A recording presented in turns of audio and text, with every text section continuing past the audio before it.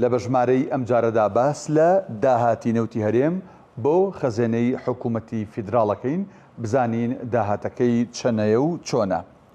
سەرەتا دێنە سەر ئەو کێڵگانەی کە نەوت بەرهەمێنن لە هەرێمی کوردستان بزانین بەرهەمی ڕۆژانەیان چەنەیە و ئەتوانن یا توانایەکەیان چەنەیە تا چەند بەرمیل ئەتوانن لە ڕۆژەکە نەوت بەرهەم بێنن.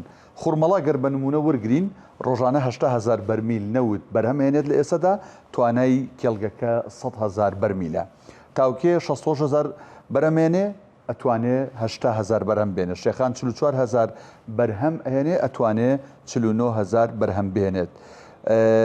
ئەتروش 35,000 بەرهەم هێنێت ئەتوانێت ڕۆژانە 40,000 بەرمیل بەرهەم بێنێت. سەرسەنگ 30,000 بەرهەمێنێت ڕۆژانە ئەتوانێت ینی توانای هەیە بگاتە 42,000 بەرمیل. هەولێر 9,000 ئەتوانێت تا 12,000 بڕات. گەرمیان سەرقەڵا 8.5 ڕۆژانە ئەتوانێت تا 9 بەرەم بێنێت. عین سفنی 6.5 هەتا 8 توانای کێڵگەکەیە. هەروەها بجیل 4,000 ئەتوانێت تا 6.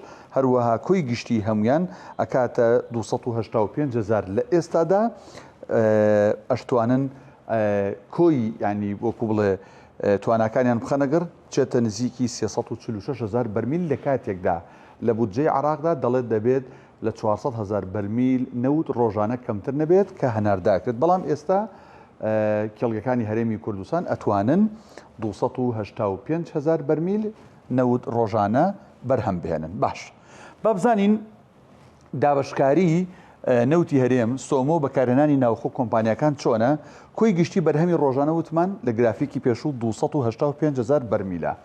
هەناردە لەلایەن سۆمۆوە چەنی بەر سۆمۆ ئەکەوێ ئەدرێ بە سۆمۆ و هەناردەیەەکە 190 بۆ ئەم 190 لەگە 285,000ەکە فەرقیانەیە.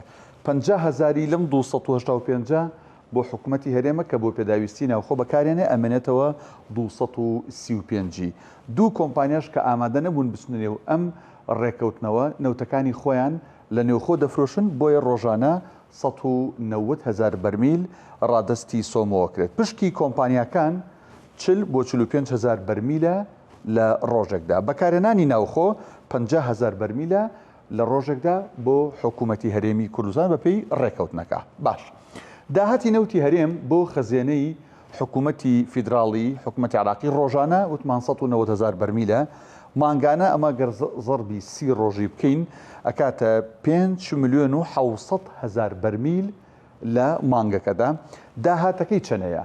طبعا نەوت ئێستا بە نزیکەی 70 دۆلارە. نەوتی برێند لە جیهانە بە 70 دۆلارە.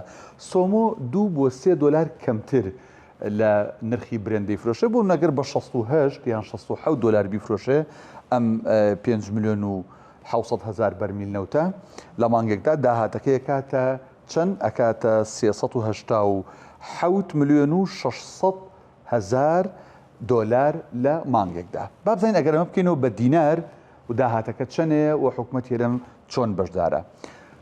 طبعا ئەو پارەی پێشوو کە باسمان کرد لە گرافیکی پێشووە ئەو 300 با بڵێن ملیۆن دۆلارە ئەگەر زەربی بکەین بۆ دینار طبعا نرخی فەرمی بانکی ناوەندی دۆلار بۆ وەزارەتی دارایی 131,000 دینارە. ئەگەر بیکەینەوە بە دینار کۆی داهاتی نەوت کە سۆمۆ با بڵین ئەو 190,000 بەرمیلە ڕۆژانەی ئەفرۆشت ئەکاتە 507 ملیار دینار.